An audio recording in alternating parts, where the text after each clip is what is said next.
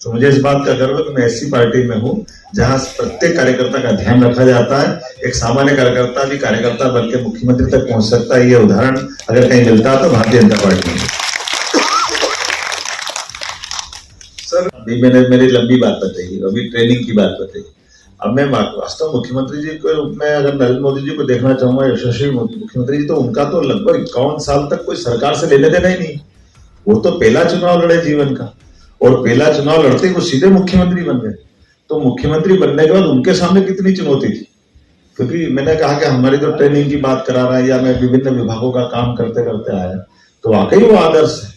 और उन्होंने अपने रहते रहते आज गुजरात के जो एक मॉडल गुजरात का बना है पूरे देश और दुनिया के सामने, वो वाकई में उनके, और केवल उनका व्यक्तिगत जीवन भी एज ए मुख्यमंत्री रहते रहते भी उनने कितने प्रकार के कामों को गति दी है, अपने आप को एक तरह से शासन के उस नए रोल में ला करके एक आदर्श मुख्यमंत्री के रूप में, और न केवल मुख्यमंत्री के रूप में बल्कि आप वर्तमान में प्रधानमंत्री के रूप में हम देखें तो किसी विषय पर, किसी व्यवस्थाओं को चलाने के लिए, सुशासन की स्थापना करने के लिए, और शासन के लीडर का काम, मुख्यमंत्री का, मंत्री का काम आमतौर पे कड़े फैसले लेने से कोई भी सरकार का मुखिया बने या मंत्री बने वो सब बचते हैं, भागते हैं।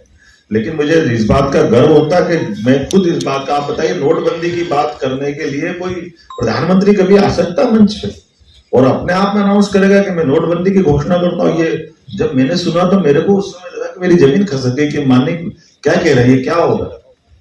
वो केवल कल्पना करें, नोटबंदी छोड़ो, तालाबंदी की घोषणा कर रहे हैं। अरे वो कोई प्रधानमंत्री हो तो वो अपने किसी सीएस से घोषणा कराए, और कई बार डांटते हुए नजर आए, नकली लड़ाई लड़े कि भैया ये तो ऐसा मत कर, ये नहीं होगा, और वो ऐसे, क्योंकि इससे चीजों के आगामी दृष्टि से कितने कष्ट के भयावह परिणाम आ सकते हैं उसकी कल्पना करना मुश्किल। लेकिन हम जानते हैं कि ऐसी बीमारी कोविड की थी जिसका बीमारी के कीटाणु का, जीवाणु का, बाद की दवा का, पूरे भारत की विविधता का, स्वास्थ्य सेवाओं का कहीं अता पता नहीं था। लेकिन केवल एकमात्र आत्मविश्वास था मोदी जी का कि हाँ आज नहीं है लेकिन कल मेरे देशवासियों को मैं सुरक्षित कर लूंगा, मैं अपने इस प्रधानमंत्री के उत्तरदायित्व का ठीक से निर्वहन करूंगा। और परमात्मा ने उनको यश दिया कि न केवल कोविड नियंत्रण हुआ बल्कि दवाई भी उन्होंने अपने देशवासियों के लिए उपलब्ध कराई, जिसका टीका लगा, और देश में क्या दुनिया में मान बढ़ा, जिसके आधार पर भारत को एक अलग पहचान मिली। ये केवल मोदी जी के अपने काम करने का तरीका।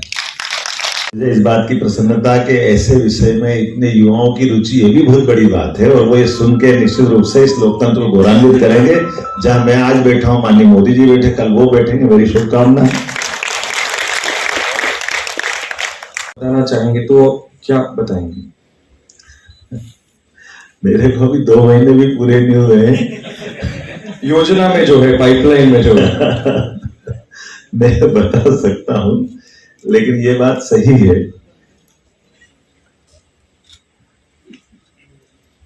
करने के लिए कुछ ही मिनट भी पर्याप्त होते हैं, मैं जानता हूं। अगर करना चाहे तो कुछ मिनट पर्याप्त है। और यही मानते हुए जैसे मैंने अपनी पहली कैबिनेट की थी, और पहली कैबिनेट के मैंने 7 निर्णय लिए थे।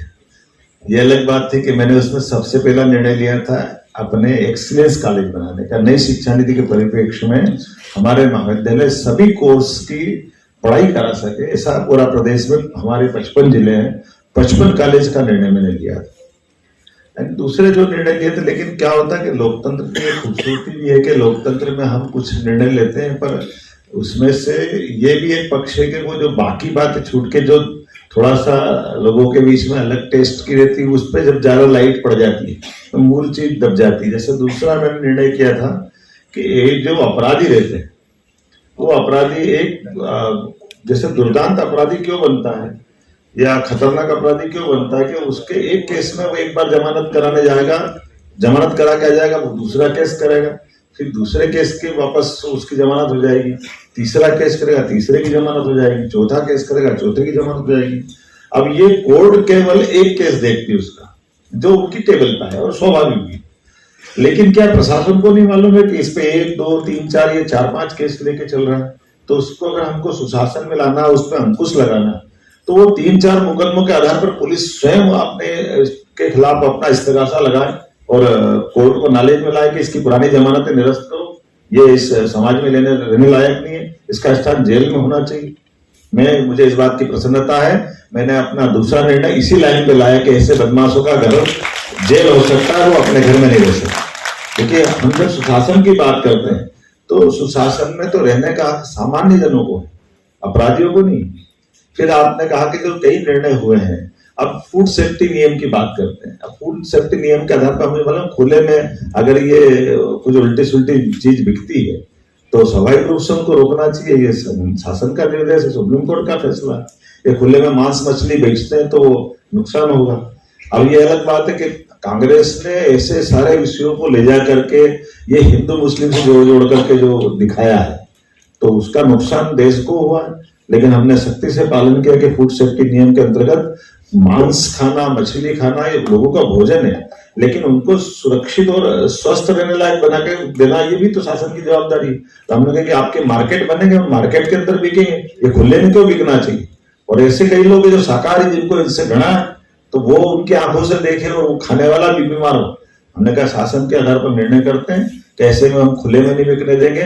मुझे इस बात की खुशी है कि 25,000 से ज्यादा दुकानें हमने बंद कराई और 2 दिन के अंदर दुकानें बंद हुई, सारा कुछ का कंट्रोल है। एक कोलाहल अधिनियम हम सब जानते हैं, कोलाहल का अपना शासन का प्रदूषण विभाग का निर्णय है और उस निर्णय के आधार पर आपके यहाँ तो दिल्ली बंबई में सबसे पहले हमारे बहुत अच्छे गायक ने इस विषय को उठाया था, सोनू निगम ने, बड़ा बवाल मचा था।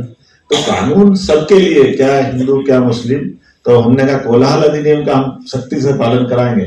और मुझे इस बात की खुशी है कि 32,000 से ज्यादा माइक हमने जब्त करके जमा कराए कि भाई ये कोलाहल अधिनियम नहीं लगेगा, कोलाहल अधिनियम लगेगा और ये कोलाहल नहीं होगा। और जिनको इसमें व्यवसाय, जैसे कोई डीजे वाले थे वो मेरे पास आए कि भैया हमारा रोजगार का क्या होगा, परेशानी है। हमने कहा आपको दूसरा रोजगार दिला देंगे। हम जानते हैं कि डीजे की आवाज और उसका वाइब्रेशन कैसे कष्ट देता है और धीरे धीरे अगर इस पर हम कंट्रोल नहीं करेंगे तो आगे क्या होगा। और इसके आधार पर हम सब जानते हैं कि पहले बहुत सुमधुर ध्वनि में बैंड बजते थे, बाकी शहनाई बजती थी, धीरे धीरे डीजे के चलन से वो आउट हो गए। तो हमने ये निर्णय किया कि डीजे नहीं चलेंगे, भले कुछ भी हो जाए, और इस प्रकार का ये ध्वनि प्रदूषण भी नहीं होने देंगे और उसका सख्ती से पालन कराए। वो दिखे भी सही सामने। मैंने प्रायोरिटीज तो आप छुट्टी पे जाते हैं, आप ये कौन सा संदेश दे रहे हैं। हमारे यहाँ तो बहनों के पैर पूजने की परंपरा है। हमारे यहाँ परंपरा नहीं कि बहनों के आप जूते बंधवाएंगे, अगर जूते बंधवाएंगे तो अपनी सरकार में आपको बर्दाश्त नहीं कर सकते। आपको जरा अलग करेंगे, आप जरा घर जाओ, हम आपको बाद में देखेंगे। मुख्यमंत्री जी मौका दिया, मध्य प्रदेश के एक मुख्यमंत्री होने के नाते से मुझे एक बार फिर रामभाव महालगी सुशासन संस्थान का इस सुशासन महोत्सव में मैं आपका आभार मानता हूँ। मौका देने के लिए बहुत बहुत धन्यवाद। हर खबर पाइए सीधा अपने मोबाइल पर।